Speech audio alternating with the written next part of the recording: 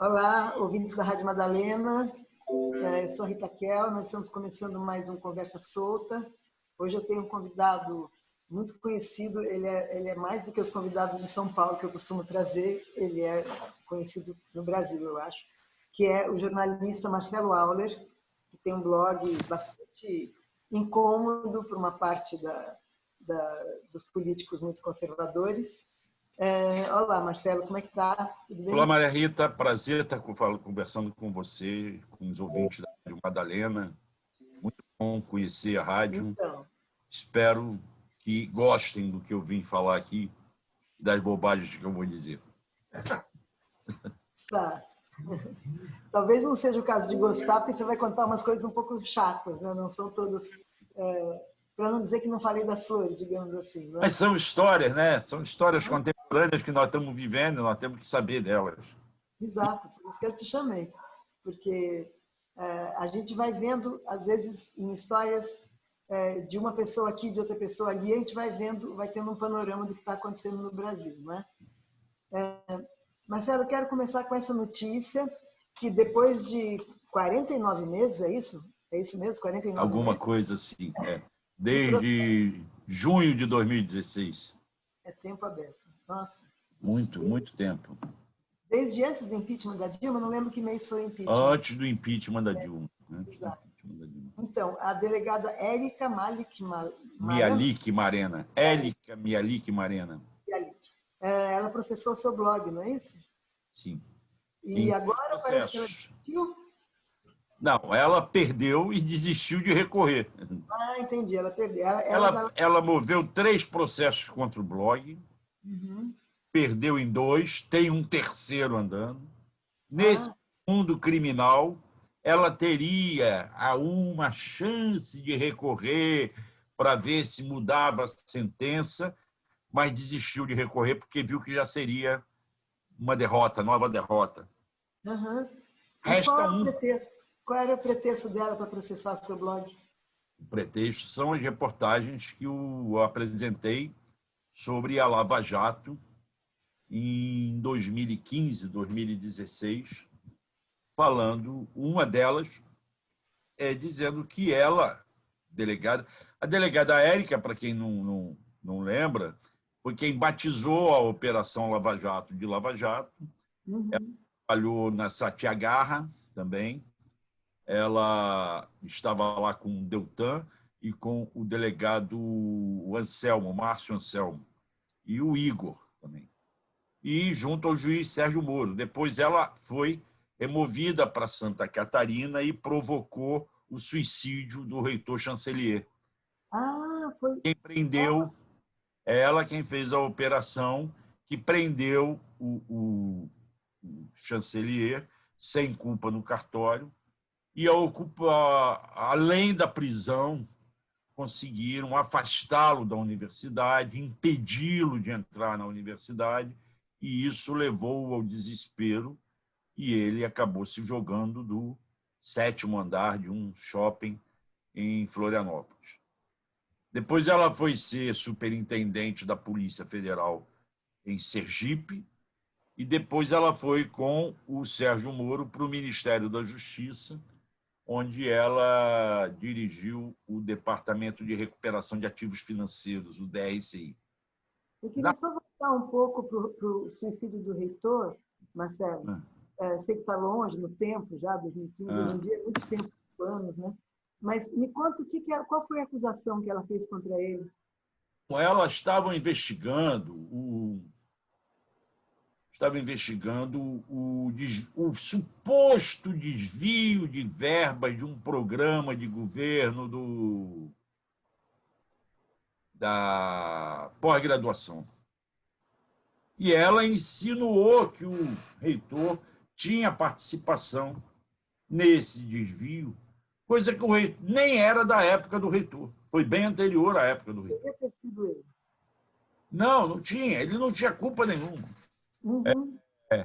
Mas ela alegou que não, que ele manteve umas pessoas num departamento e que depois ela manteve as pessoas responsáveis pelo desvio. Enfim, Essas operações nunca ouvem as pessoas antes, Uhum. fazem a acusação que querem, Uhum. levam à prisão na tentativa de forçar delações e acabam com a vida da pessoa, né? E Acabam tudo isso é com a imagem da pessoa. constitucional. Tudo isso, inclusive, com a grande cobertura da mídia, e aí a responsabilidade é nossa, de jornalistas também, e entramos nesses curas, né?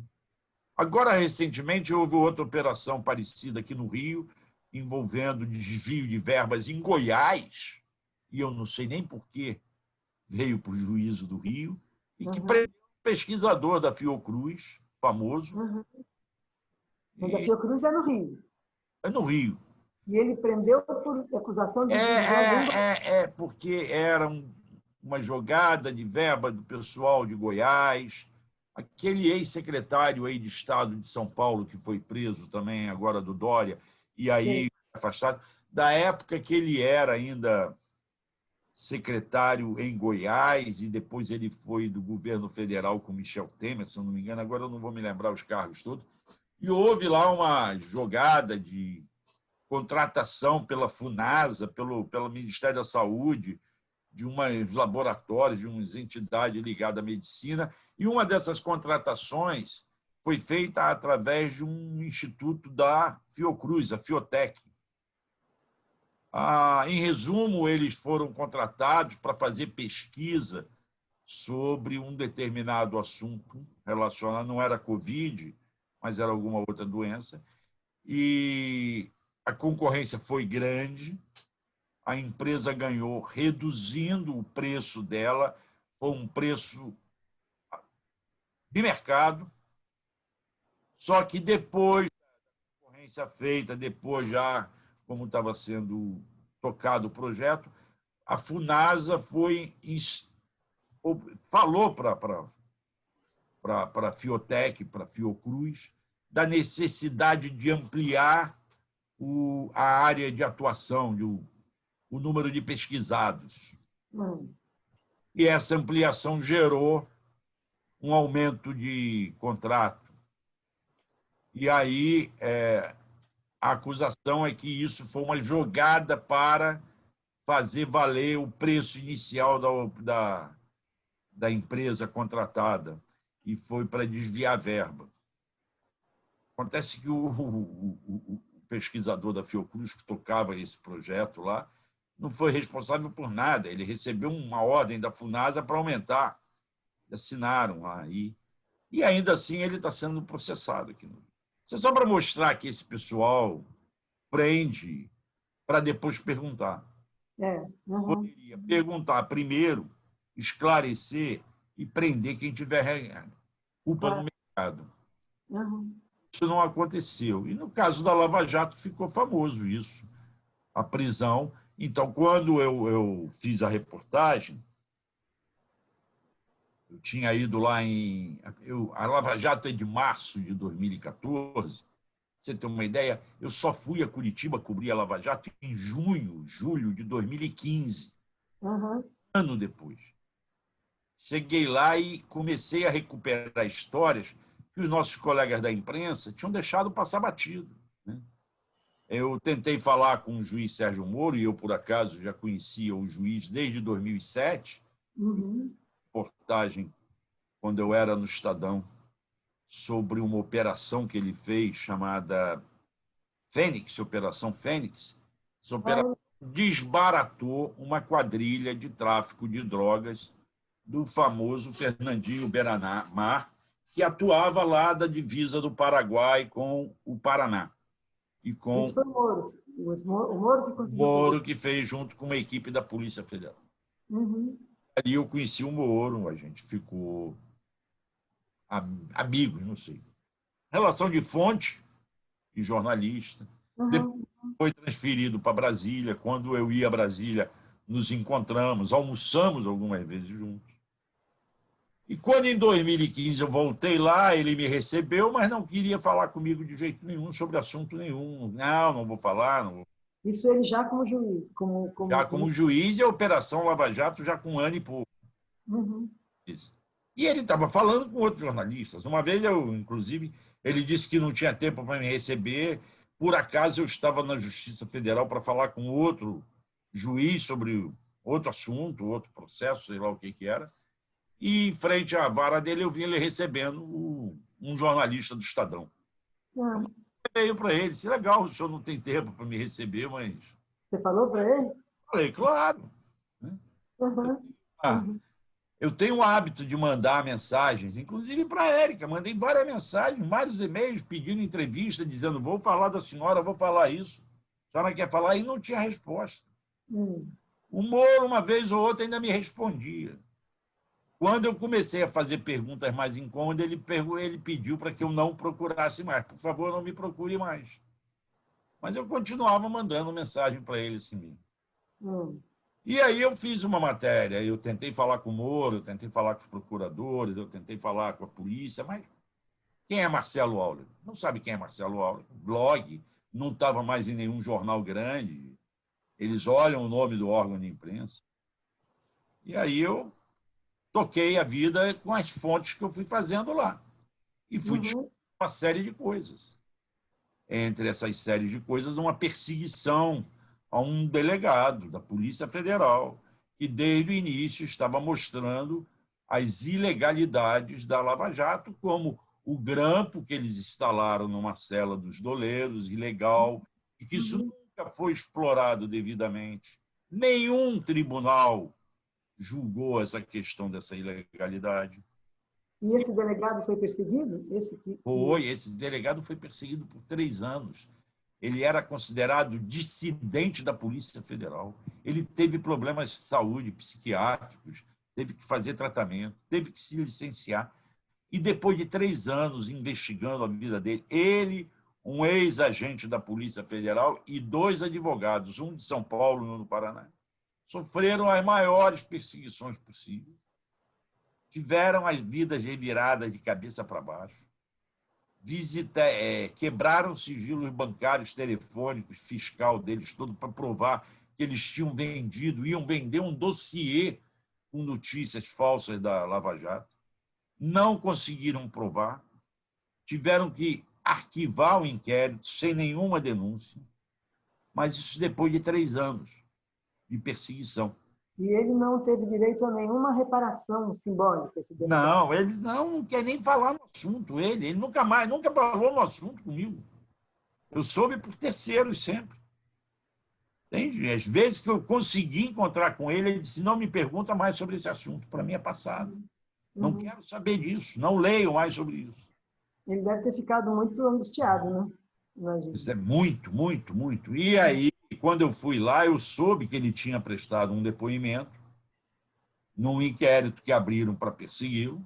E nesse Uhum. depoimento ele falou, disse, não, quem eu sei que tem a prática de vazar informação de operações grandes para a imprensa é a delegada Érica, desde o tempo da Satyagraha. Isso está escrito no documento. Só que Uhum. esse inquérito, quando eu soube disso, era sigiloso. E eu tive acesso ao depoimento dele, por terceiras pessoas. Eu li, eu não tenho papel, não tinha o papel, mas eu li. Li, o que eu fiz? Quando eu tive acesso ao que ele falou, eu gravei a leitura do depoimento e fiquei com ele na íntegra. Eu li na íntegra, não tive acesso ao papel, até porque hoje quase não tem papel, né? É tudo digital. Uhum. Uhum. Mas eu li, gravei e sabia do que eu estava falando. Eu tenho prova disso. E ela, E aí ela te processou. e ela me processou. Na verdade, eu fui processado por 3 delegados da Lava Jato. Ela com 3 processos e os outros, cada um com um. E os outros 2, o processo foi extinto porque ele cometeu uma série de irregularidades no processo, a Uhum. própria juíza, mas me censurou. A juíza, no início, me censurou em 8 matérias, e a Érica me censurou em 3 matérias. Censurou, quer dizer, não podiam sair, Não, bloquearam. tive que tirar do blog, Uhum. Que é por decisão de um juiz do 8º Juizado Cível Especial do Paraná, e o outro por decisão do 12º Juizado Cível. Esse outro me censurou em 8 matérias. E, além de censurar em 8 matérias, eu era impedido de falar sobre ele, de escrever qualquer coisa sobre ele, por ordem da juíza. Uhum. Grita muito grande, sabe? A Folha de São Paulo fez matéria editorial, o Estadão falou, o Hélio Gaspari bateu feio, Uhum. a BI não soltou uma nota, mas a Abrage até soltou uma nota, a FENAGE soltou nota. Você E tem que aí, dizer para os ouvintes você tem que dizer para os ouvintes o que é a Abrage, FENAGE, que nem a todo mundo Abrage é a Associação Brasileira de Jornalismo Investigativo. sabe. Uhum. E a FENAGE é a Federação Nacional dos Jornalistas. E a ABI, Associação Brasileira de Imprensa. Isso tudo protestou na época. A juíza viu que ela tinha pisado na bola e foi olhar o processo melhor e encontrou uma falha processual. Uma coisa. Uhum. Cara, o delegado, que é o tal do delegado Maurício Moscar de Grilo, aliás, o meio depois fez umas trapalhadas na Operação Carne Fraca, aquela que quase prejudica a exportação de carne brasileira. Uhum. Esse rapaz, que não é tão rapaz assim, tentava entrar no juizado cível, pedia censura da matéria, a juíza não dava, ele desistia da ação e ia em outro juizado cível, a juíza não deu. Lá no segundo, a juíza disse que não era ali, porque não era o bairro que ele morava, aí ele resolveu ir no juizado cível da sede da Polícia Federal em Curitiba. Então, ele foi alegando que o endereço dele era o da superintendência, um endereço de trabalho. Uhum. Não é de todo ilegal, é permitido isso. Só que, na hora de comprovar o endereço, ele juntou uma conta de luz da residência dele. Aí a juíza disse, opa, tem um erro aqui. O senhor diz o endereço lá no bairro Santa Cândida e apresenta uma conta de luz de outro bairro. Uhum. E ela extinguiu o processo. Uhum. E ele desistiu de processar.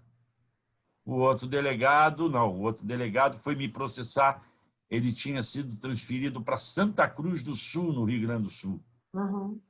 Ele foi me processar lá. Só assim eu fui obrigado a conhecer Santa Cruz do Sul, indo lá 2 vezes por conta de um processo. Uhum. E, no fundo, Maria Rita, o interesse deles não é tanto só de ganhar algum dinheiro como ela. A Érica está pedindo R$100 mil, a minha carta capital, nessa ação que está correndo ainda. Como se eu tivesse R$1.000, eu estaria aqui assim. Eu estaria conversando com você também, mas não tenho R$100 mil, nem ela vai ter R$100 mil. Uhum. Absurdo total. E no outro processo ela me pedia R$35 mil. E eu fui condenado na primeira instância, num primeiro momento, a pagar R$10 mil. Eu tive que fazer uma vaquinha, juntar 10 mil e depositar em juízo. Tá, mas depois você não teve que pagar. Não, recuperei porque aí eu ganhei essa. Uhum. O outro, Eduardo Mauad, foi me processar lá no Sul. Então, o que eu estava te falando é que esses processos visam também atingir a gente na nossa sobrevivência. Uhum. Claro. Nós somos presos a determinadas coisas, somos obrigados a comparecer lá, somos obrigados a tirar a matéria do ar, somos arranjar defesa. Você veja, foram 7 processos. É advogado para 7 processos. Se não tiver respeito profissional, conseguisse excelentes advogados trabalhando pro bono para nós, né, de graça, sem cobrar nada, mas mesmo assim, para fazer prova no processo da Érica, eu tive que ouvir o ex-ministro Eduardo Eugênio, não Eduardo, Eugênio Aragão, ministro da Justiça, e o ex-diretor-geral da Polícia Federal, Paulo Lacerda, em juízo lá em Brasília. Então, lá fui eu e o meu advogado para Brasília, com viagem paga pela gente, por mim. Hein? Então, há uma despesa que a gente acaba tendo. Eu agora estou pensando se eu vou recorrer na justiça para ela me ressarcir dessas despesas que eu tive. Eu tive que ir a Curitiba algumas vezes por causa desse. Hein? Você acha que você tem chance de ganhar se você entrar na justiça? Há uma chance de ganhar. Não sei se essa chance é muito grande, muito pequena. Na verdade, eu não tenho tido nem tempo de parar para ver isso, que eu estou cheio de coisa. Aí, quando não é por trabalho, vem processo contra o Nassif, que eu estou tentando ajudá-lo na defesa dele. Entende? Conta para os ouvintes o que é o processo contra o Nassif, por favor. O Nassif denunciou uma série, algumas jogadas que estão sendo feitas pelo... Aqui está me dizendo que minha conexão está estável, está normal aí. Aqui está normal. Só na hora que você falou uma série, a única coisa que pulou foi uma série, tá. Alguma palavra pulou, mas estou te ouvindo bem. Está tudo bem, uma tudo série. Tá, obrigado. Uma série de reportagens sobre o BTG Pactual. Essas reportagens dão conta dos interesses do BTG Pactual em bancos de dados. E aí ele entra em determinadas concorrências ou faz algumas negociatas. Por exemplo, ele adquiriu uma carteira do Banco do Brasil e de créditos no valor de 3.900.000, coisa assim, pagando apenas 390 mil por essa carteira. Aí você pode dizer assim, são créditos perdidos, são créditos, mas não é 10% que você vai pagar. Claro. Não é o BTG Pactual que vai conseguir recuperar esse dinheiro, a ponto de o BTG Pactual é um banco de investimentos, não tem uma capilaridade como o Banco do Brasil, que tem advogado para tudo quanto é estado. Fácil o Banco do Brasil conseguir isso. Claro. Mas isso é um desmonte que o Paulo Guedes, que foi criador do BTG Pactual, está fazendo. E ele também, aí em São Paulo, através de uma empresa chamada Interpaz, eu não me lembro agora o nome, ele entrou na concorrência do Zona Azul, essa de estacionamento de rua que você usa o bilhetinho. E, no entendimento do Nassif, o interesse dele era muito mais no banco de dados.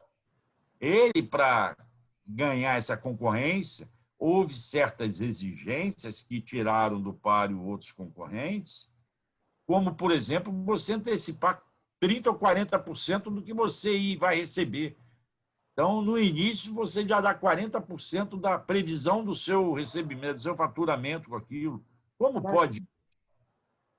Mas ele fez, segundo o Nassif, muito mais para conseguir o banco de dados dos usuários, porque aí o faixa azul agora é eletrônico, é digitalizado, você compra a vaga, você paga a vaga pelo digital. Segundo o Nassif, ele estava muito mais interessado nisso.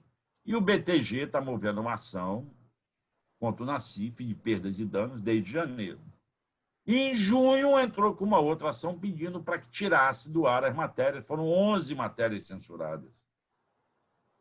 Alegando que o juiz da 32ª Vara Civil aqui do Rio deu essa censura, dizendo que o BTG é um banco que tem ações no mercado, que essas matérias de um jornal pequeno parece mais uma perseguição e podem trazer um prejuízo no seu valor de mercado.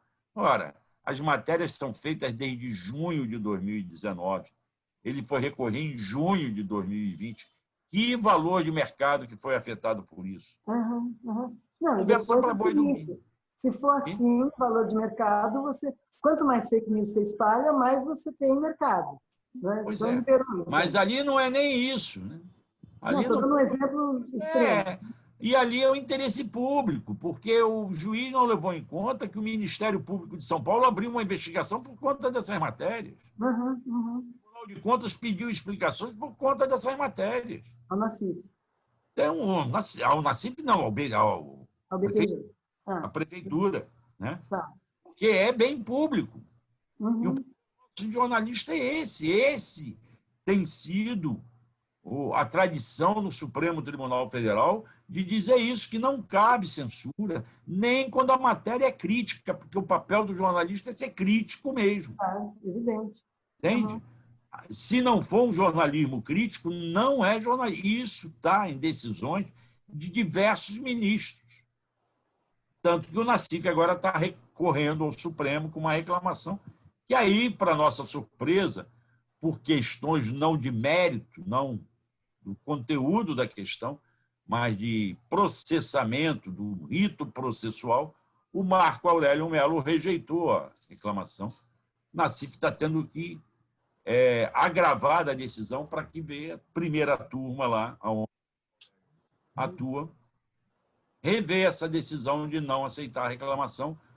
A reclamação por quê?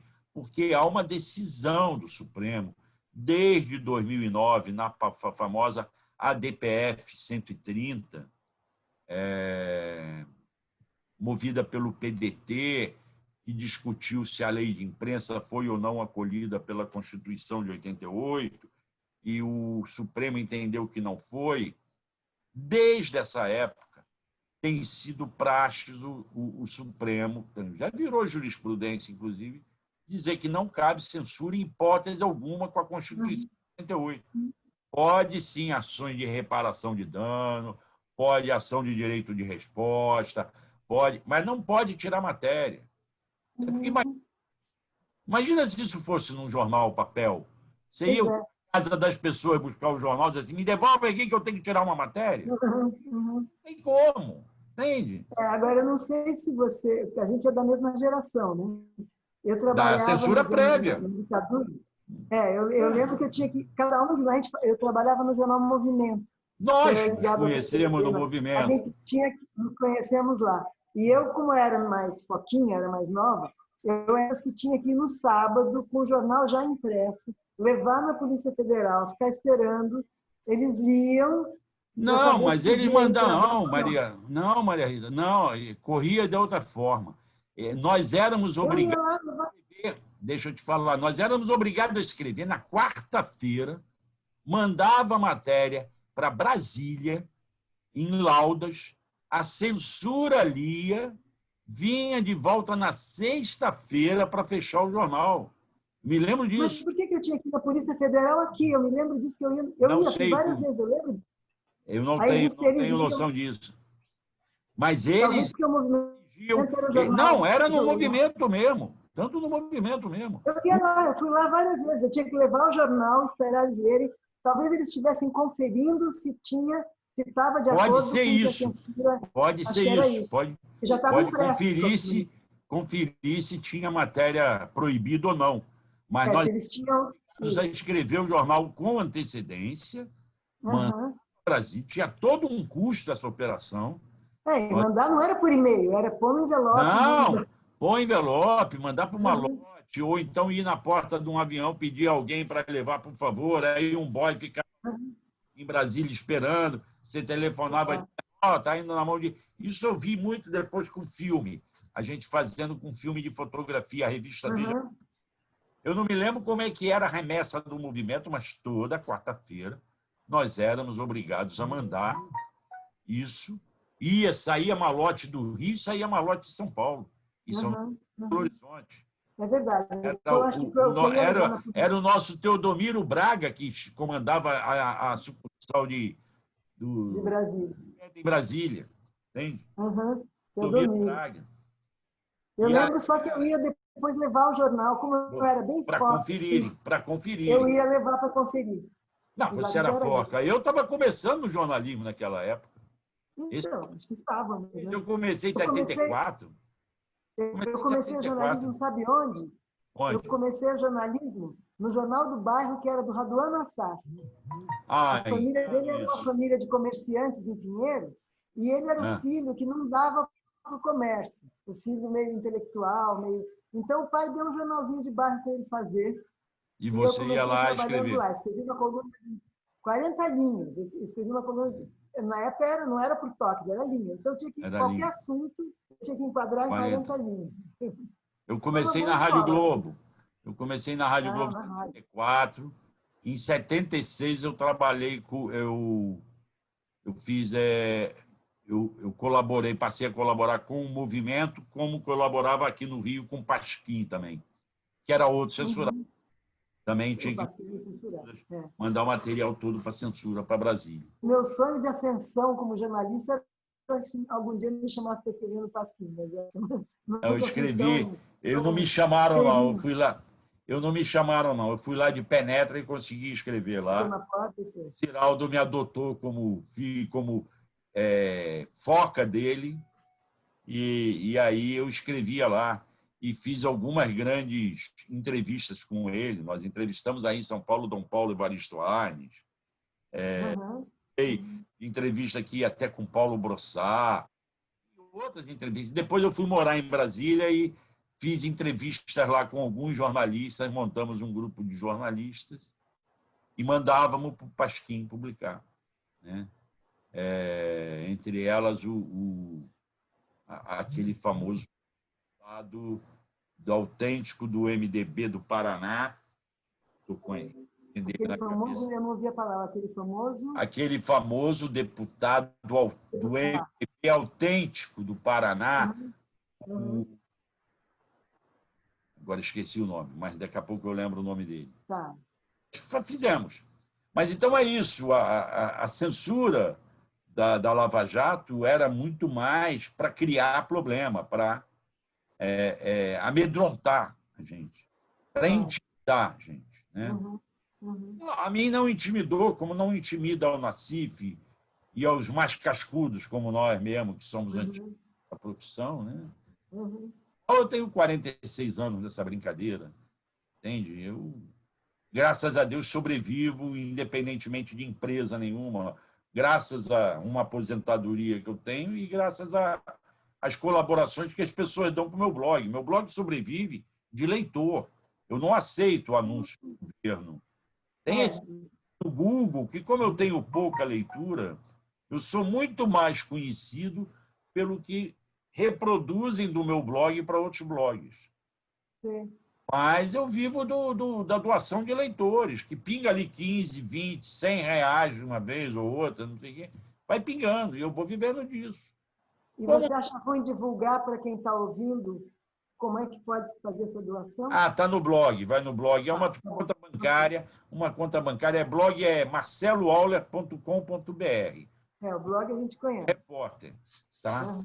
Então, na verdade, a gente... E quando eu criei esse blog, por falta de espaço no mercado de jornalismo, já se vão, sei lá, 7 anos, 8 anos, eu acho que foi lá para 2013, não recordo bem, eu tinha um dilema, assim, eu não vou concorrer com o próprio blog do Nassif, que tem uma equipe que publica uma série de matérias por dia, não vou concorrer com Brasil 247, que reproduz minhas matérias.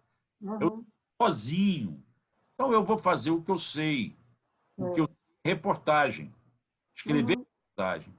Então, eu pego um assunto e, ao invés de tratar de 10 assuntos por dia, eu trato bem tratado. Às vezes, demora um dia para escrever. Então, não é um blog de notícias novas todos os dias. E nem é um blog de pura opinião. Você investiu. Não, é um blog de contar histórias que as pessoas, inclusive, alegam que não cabe na internet, porque são histórias longas, muito longas, entende? E aí, você escreve muito, e quem lê internet não gosta de ler muito, mas eu duvido, porque o Piauí lê muito. Quem lê matérias feitas, matérias começo, meio e fim, entende? Você tem uma noção da média de número de leitores? Não tenho, porque eu também... Não, existe aí o Google que faz, mas eu não acompanho. Tá. Talvez porque seja tão insignificante que nem vale a pena acompanhar. Mas o que importa para mim... Pode não ser. É a repercussão, entende? Acaba repercutindo muito, as pessoas comentam, né? De uma forma ou de outra, ou porque alguns reproduzem, ou porque chegam ao meu blog ou porque a rede social fala dela e aí vão ao meu blog. E essas histórias estão lá contadas, com detalhes, né?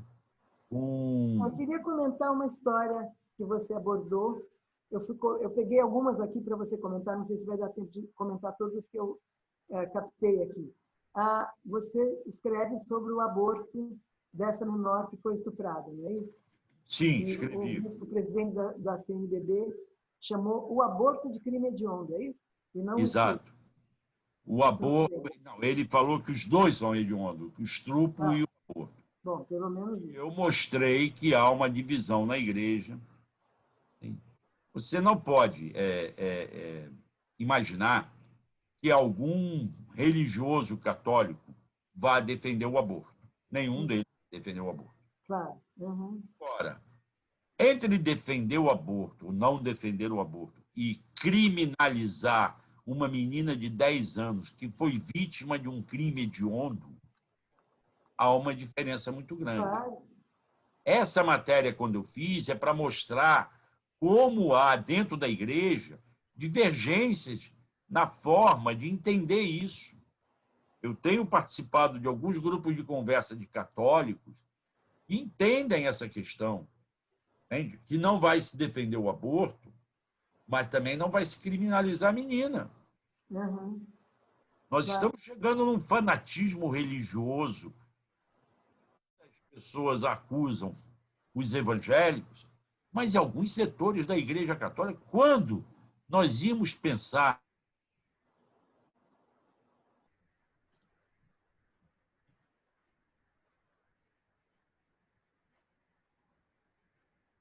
Eu acho que travou. Congelou ali. Congelou, né? Espero que ele esteja nos ouvindo, porque ele tem que voltar um pouco atrás. Aí eu faço edição depois. Tá bom. Mas agora continua congelado. Como é que a gente faz? Sai e volta? Não, acho que ele. Não, nós temos que ficar. Ele é que tem que sair e voltar. Tá.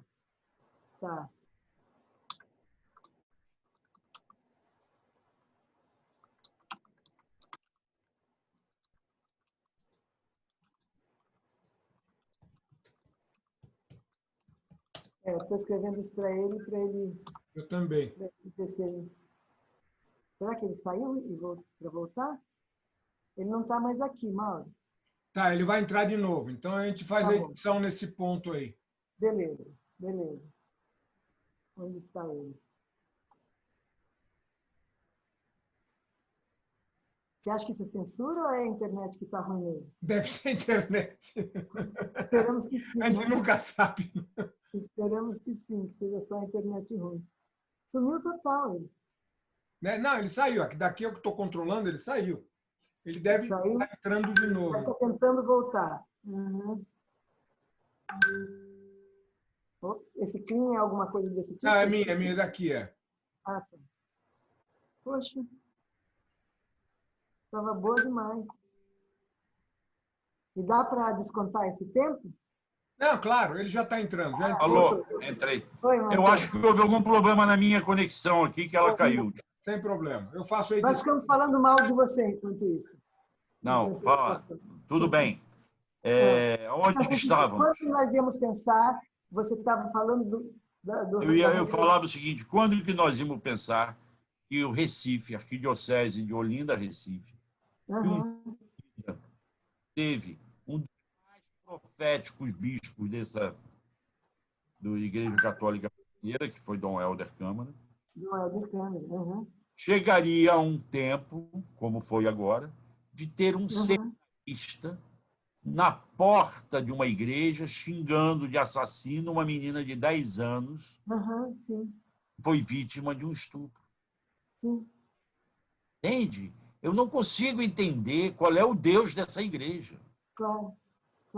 E veja, quando eu escrevia nas colunas do Estadão, uma das que eu acho que motivou o cancelamento da coluna foi que eu estava discutindo exatamente a questão do aborto, alguma situação de estupro também, que eu não lembro mais.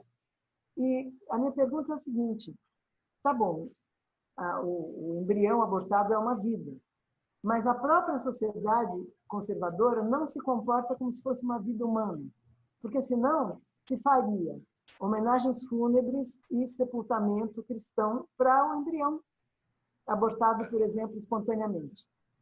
E ninguém exige isso. Então, a própria igreja, com seus ritos, não está reconhecendo esse embrião como uma vida humana. Né? Ou faz pior, começa a fazer a defesa desse embrião como vida humana, e eu não vou discutir cientificamente isso.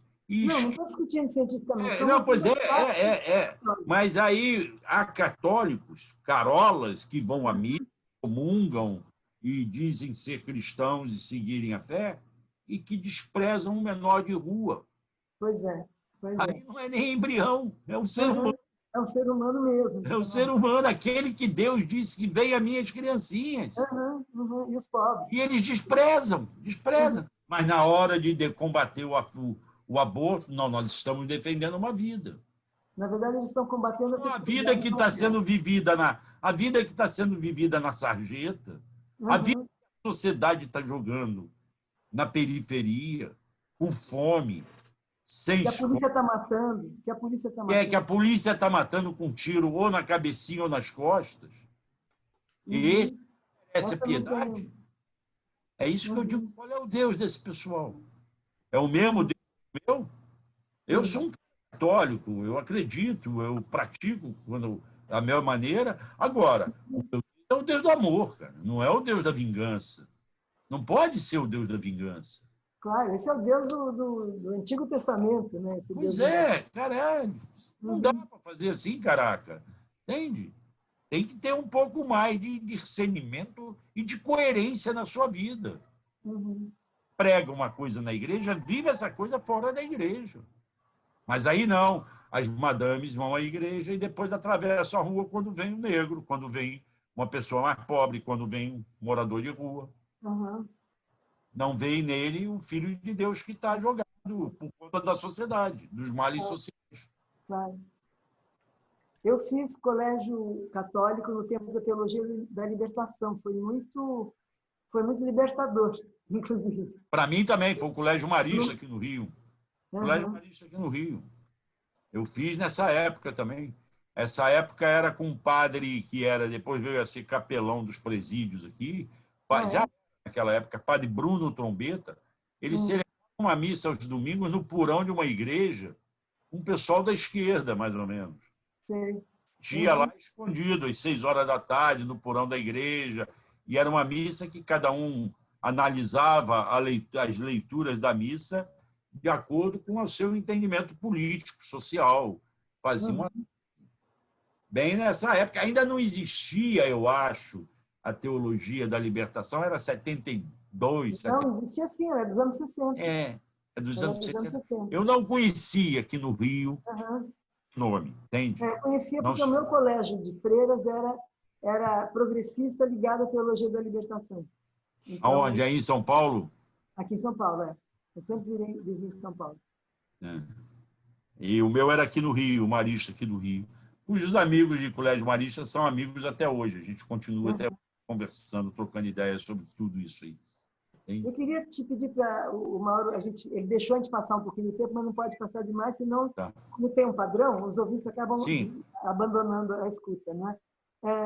Eu anotei várias notícias para comentar, mas como a gente tem muito a dizer, não vai dar tempo de todas. Agora, esse do Bolsonaro, que depois do afastamento do Witzel, a família Bolsonaro tenta intervir no processo, é isso? Depois Não, as pessoas estão tentando fazer uma relação de que o Bolsonaro está envolvido no afastamento do Witzel. Eu não resto a menor dúvida para mim que para o Bolsonaro é muito bom o afastamento do Witzel. Por quê? Porque eles se tornaram inimigos. Porque o Witzel um dia sonhou em ser candidato a presidente da República e aí os dois que se elegeram juntos, e o Witzel foi eleito pelo fenômeno Bolsonaro, isso não se pode... Aí os dois racharam, brigaram, e porque o Bolsonaro botou na cabeça que o Witzel está por trás das investigações que perseguem os filhos dele. E é isso que eu tento mostrar. Porque nessas horas que acontecem essas coisas, como aconteceu o afastamento do Witzel, surge uma série de teses que acabam virando fake news. Uma delas é: o Bolsonaro ajudou a derrubar o Witzel porque, em janeiro, o governador vai ter que escolher o novo membro, o novo procurador-geral de Justiça. E é o MP do Rio de Janeiro quem está investigando as falcatruas da família Bolsonaro. E ao Bolsonaro interessa um governador que escolha alguém de confiança dele. Porque a tese é furada na medida em que, ao contrário do que acontece no Ministério Público Federal, o presidente da República não tem normas para escolher o procurador-geral, a não ser aquelas normas, seja alguém formado do um curso superior e dá a idade de tanto, né? E agora me parece que só pode ser procurador na ativa, não pode nem na aposentadoria, mas nos Ministérios Públicos dos Estados, a Constituição é clara. A escolha pelo governador é obrigatória a lista tríplice, que não existe como obrigação para a Procuradoria-Geral da República. E os governos do PT, que todo mundo diz que não queriam que apurasse, é que respeitaram a lista feita pela categoria. Norma legal, constitucional, lei, que obrigasse os presidentes a seguirem essa lista. Tanto que o Fernando Henrique Cardoso nunca seguiu. Começaram lá atrás e ele nunca seguiu. A única vez que fez lá, não. Ele sempre escolhia o engavetador-mor, que era o Brideiro. Sim, famoso. E o Lula foi o primeiro a respeitar, botou o Cláudio Fonteles, que foi um excelente procurador-geral. Foi meu colega na Comissão da Verdade. Pois é, que é um excelente procurador-geral. Só nessa questão do aborto que ele não abre mão, porque ele é um católico praticante, franciscano, e ele não abre mão. Mas também não tem, eu acho, que essa visão de chamar uma menina de Claro. Espero que não. criminosa, de assassino. Bom, então, o que eu tentei mostrar com isso é que, embora a queda do Witzel possa beneficiar politicamente o Bolsonaro, possa agradar politicamente o Bolsonaro, e eu nem sei se politicamente beneficia, não. Agrada, mas não tem nenhum benefício, porque o Witzel meteu os pés pelas mãos, é um zero à esquerda, acabou a vida política dele, mesmo antes dele ser afastado. Meteu os pés pelas mãos mesmo, foi com muita sede ao pote e mostrou a sua total incompetência política e administrativa, e ainda mostrou, segundo as denúncias, e espero para ver se são verdadeiras ou não, a desonestidade que ele sempre combateu. Bolsonaro fala em honestidade e, durante anos, viveu fazendo o crime do peculato, que é desviar dinheiro público, que deveria ser pago a funcionários da Assembleia, que eram pagos a funcionários fantasma para que rachassem com eles os salários. Só mostra que esse pessoal que tem uma bandeira moralista, no fundo, não tem nada de moralismo. Tem oportunismo político. E eu espero que as pessoas despertem para isso na hora de, agora, final de novembro, quando forem votar novamente. Entende? Para vereador, para prefeito. Escolher o cara por princípio, com programa, e não com propostas malucas de combate à corrupção, acima de tudo. Ou da fé, né? A fé. Pois é. Cristo deve ficar muito bravo. Jesus Cristo deve ficar muito bravo. Então, nós temos que chamar a atenção disso e combater esse tipo de informação, que às vezes vem até de colegas nossos, precipitados. É o que eu digo, às vezes é por causa da idade, da experiência. Eu já não tenho mais a pressa de dar. Eu até adoro dar um furo, Claro. Notícia nova, mas eu não tenho essa pressa de dar o furo a qualquer preço. Vamos checar, vamos confirmar. Ainda mais agora, nessa fase de internet, eu recebo as coisas, a primeira coisa que eu faço é dizer assim, faz sentido? Dá certo? Então, vamos ver se é verdade mesmo? E vamos atrás. Porque senão vira fake news. Senão vira fake news. Entende? Dá trabalho, mas é isso que a gente... Como diz o meu amigo Ricardo Couto, quem mandou nos estudar podia ser advogado, juiz, médico, virou jornalista. Ministro da Justiça. Estudou pouco. Então, Tá vai bom, ter trabalho. Estudou Tá pouco bom? e faz um trabalho brilhante. Então, obrigada. É Que isso, bom. Rita. Eu que agradeço o papo. É muito bom rever você. Muito bom também. Falar de 70 e poucos, que nós éramos jovens. Exato. Jovens aprendizes sonhadores. Uhum, o Mauro também. Obrigado. Olha lá a cara do Mauro. Mauro, muito obrigado por ter permitido esse encontro e essa conversa. Algum dia no Rio a gente toma um café. Eu vou muito ao Rio. Vamos lá.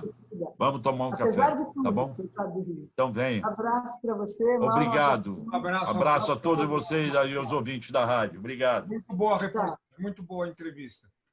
Obrigado, Eu Mauro. vou pegar agora o telefone, está tocando, que é um paciente meu. Tchau, gente. Vai lá, tchau. Tchau.